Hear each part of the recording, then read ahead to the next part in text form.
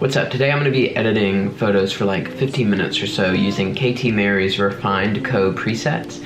Now I love these so much, I got them just the other day and they're based off Fuji 400h, which as we all know is the best film stock of all time. And so especially being able to emulate it really well is awesome. This specific wedding was one that my wife and I were supposed to go photograph in Richmond, Virginia. But the day before we were supposed to fly out, I started feeling bad, and then later we wound up testing positive for COVID. So we decided to stay home, and so I hired two awesome photographers to go in our place. They did an amazing job.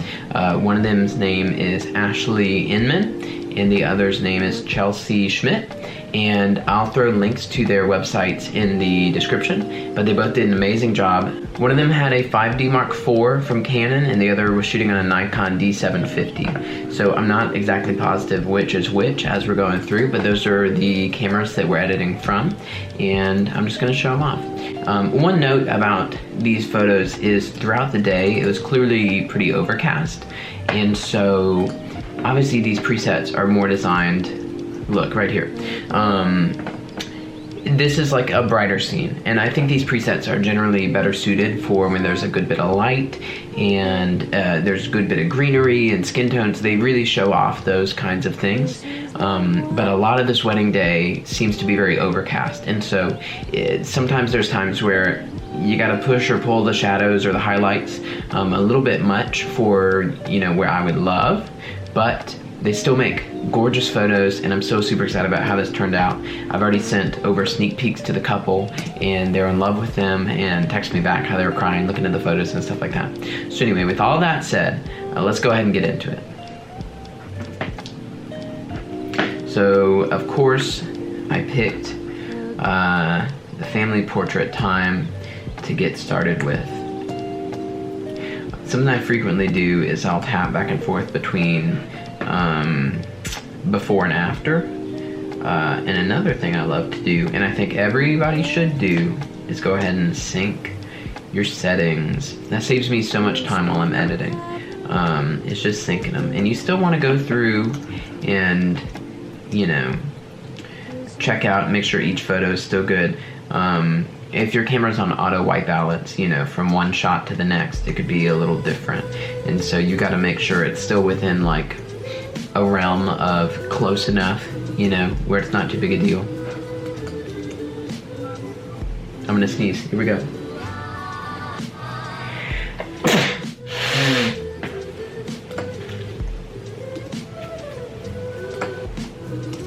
And generally when I come across one where I need to set the white balance, I'll go ahead and resync across however many I'm doing, just to make sure they all look good. This is one I'd already edited and I cropped to 4:3. For my preferences, I like 4:3 or even 6:7 because I'm trying to, you know, emulate a film look, especially that of like a medium format camera, which mine is, but you know, whatever. And so with these, while I want to crop to that for my purposes, I have decided not to, so that if the couple goes to print them, they won't have to, you know, crop it down further to put it back into like a 2:3 ratio. Yeah, you get it. You guys are smart.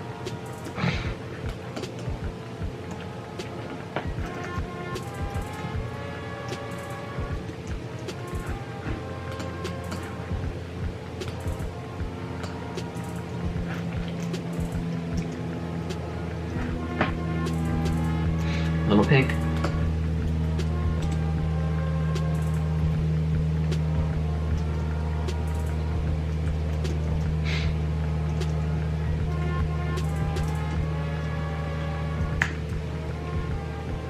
I like this one a lot. I really think that most film emulating presets really thrive when there is black in the scene. I think it just really helps bring that contrast. This makes it look so good. This one, a little cool, you know, warm it up, Zach.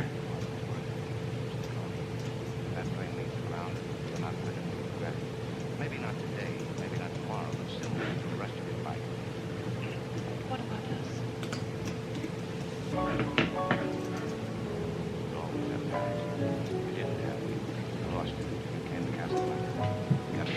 see, look, what happened between here and here.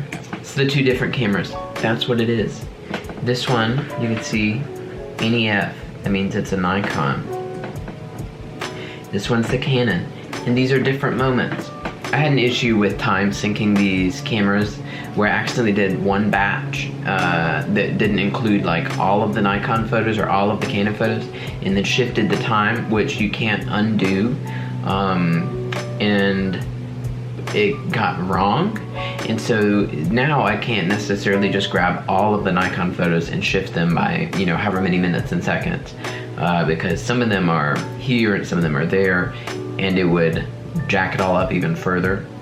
So what I'm gonna have to do is, after I edit everything, I'm just gonna go drag stuff back into the right order, which is it's gonna take a little bit of time, but that's okay.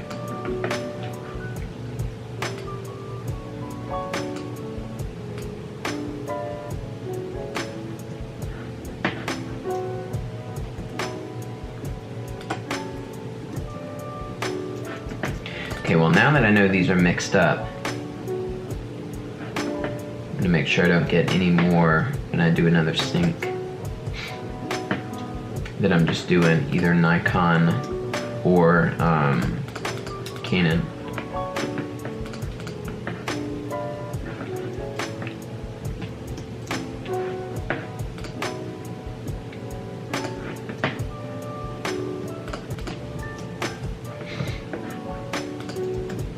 There we go.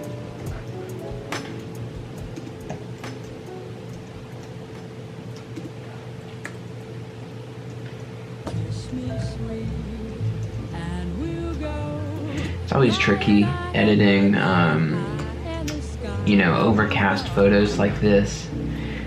You just get all kinds of weird like color casts, and you can see like inside their eyes, it gets kind of raccoony, just because, you know, like it's soft light, so you'd think it's not gonna cast any sort of shadow, but it's like enough light that it does. And so then often, now her chin is turned a little bit up, and so her eyes, you know, catch more of the light, which that's better, of course. But when you're looking more straight on, you get these eye shadows that I think just kind of make it look like you're using not the best lighting, which is just, it's how it is, you know, when it's like cloudy out. My wife and I say that we have, there's pretty cloudy days and there's not pretty cloudy days.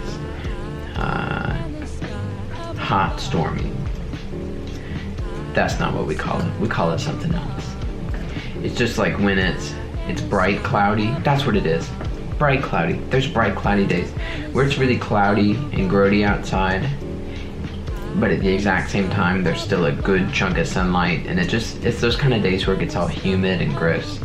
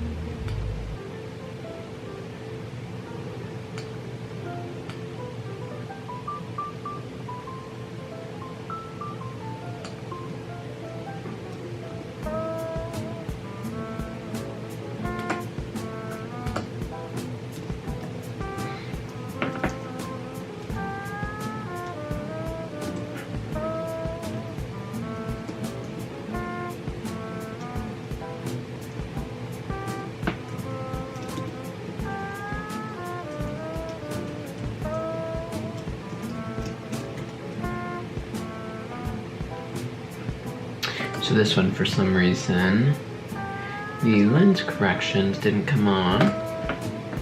I don't know why sometimes it can't pick up which lens it is. You'd think since it's like in the metadata that it'd figure it out. But that's okay. Lightroom tries its best.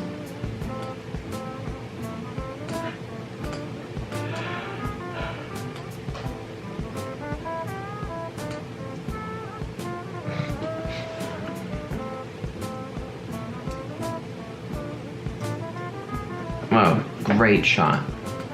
Look at this dog. Awesome dog. Wow.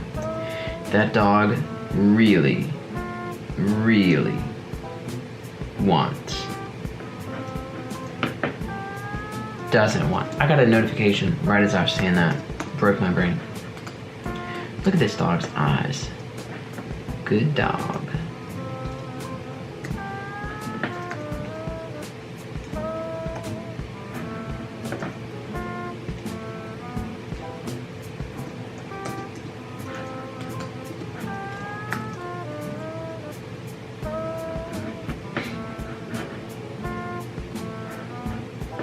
Real quick, I'm gonna pause right here to show you how I used to edit like 4 years ago.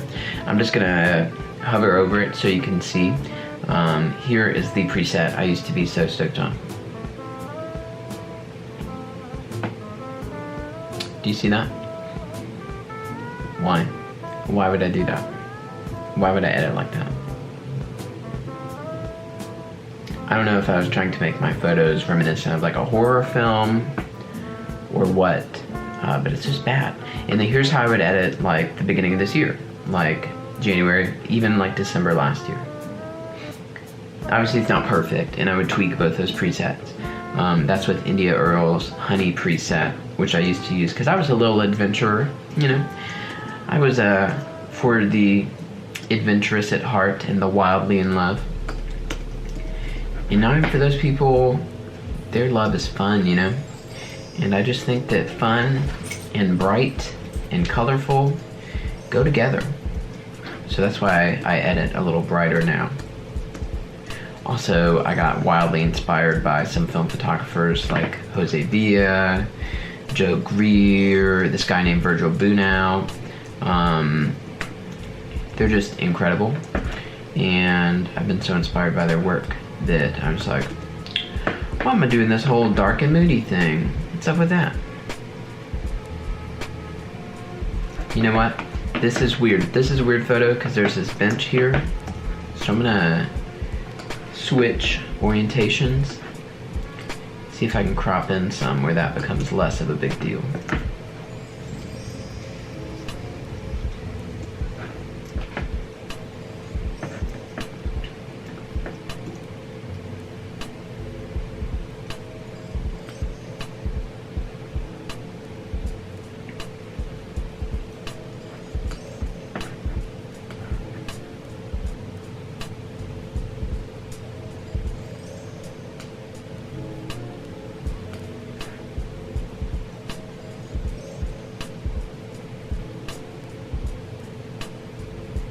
It's not gonna happen.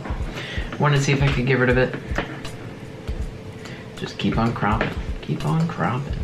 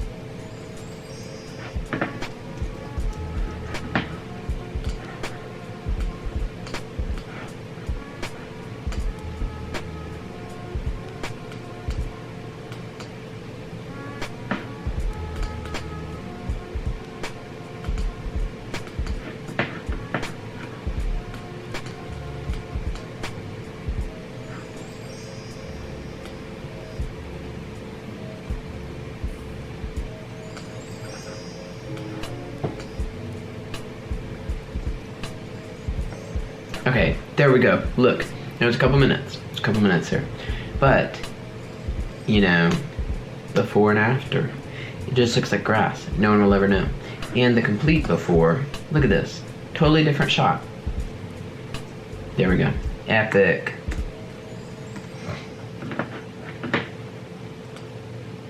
Should have made like a list of stuff to talk about while I was editing. Last night we watched that movie Jesus Camp, that documentary where they go to the camp of like evangelical kids. And only because the lady used this word, the lady running it, but where they indoctrinate the kids, she used the word, the lady in charge, okay? It was wild. Had a lot of feelings after watching it. Just the other day we watched this other one that's kind of along the same vein. It's by the same people actually, called One of Us, and it's about these Hasidic Jewish people trying to leave their like Brooklyn Hasidic community, and the struggles that they're facing with that, which surprise surprise were a lot of issues, which is a big bummer. You know, like this one lady had like 7 kids and turned in her husband for abusing her, like told the cops, you know, like you do when your husband's abusing you. But their religious law states that you can't turn another Jew into the police like that. So she got her kids taken away. Gotta love it. It was just a sad movie. Like, it was sad for those people who are having a hard time. I've been real sympathetic lately.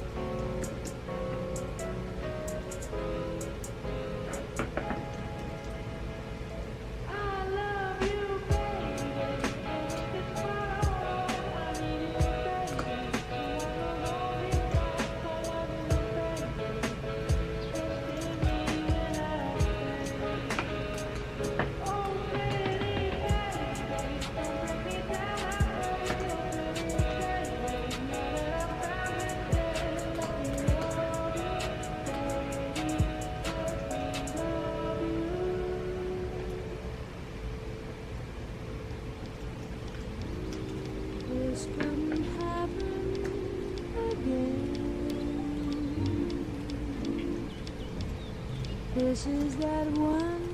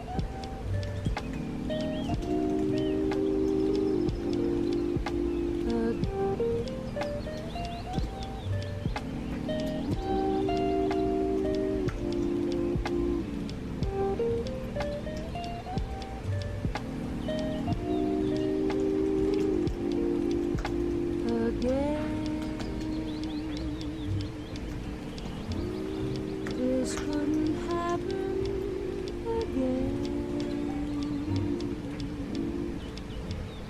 This is that one.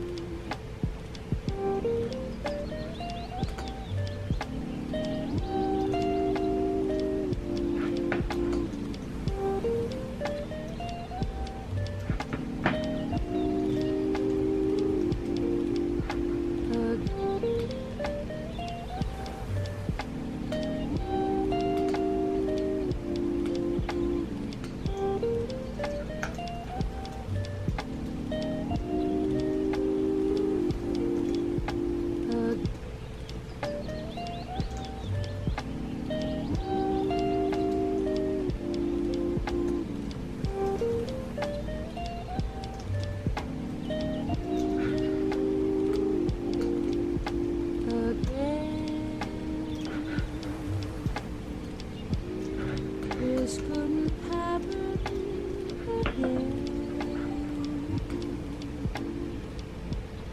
This is that one.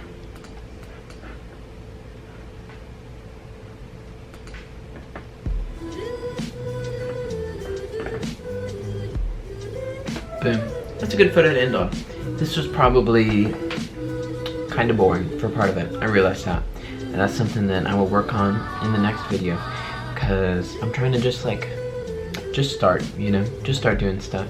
I spent like a month earlier this year making videos constantly. I put up like 20-something videos in a month about finance stuff. Just essentially helping people understand the Dave Ramsey like baby steps, how to budget, all that kind of stuff. And I think maybe just the pace of it or the pressure I was putting on myself to do a really good job with the like video quality and audio quality and stuff like that. I think that may have just like made it harder to do it. And so I've been trying to just do this. And so if you're listening to this, thank you. Amazing that you made it through the part where I wasn't talking for like 4 minutes. But next time, I'm gonna figure out how to make it better. And then the next time, and then the next time. All the while not putting a whole lot of pressure on myself to do something perfect, because that's really hard. So anyway, thanks for watching, and let me know down in the comments if you have any questions about how I edit or why I edit certain ways. Feel free to call me out if you think a photo was edited poorly. Again, I didn't shoot these, but if you think it was edited lame, let me know. And check out the links in the description of the photographers who actually did shoot this wedding, Ashley and Chelsea. They're both amazing. And yeah, hope you have a great day. Thank you so much.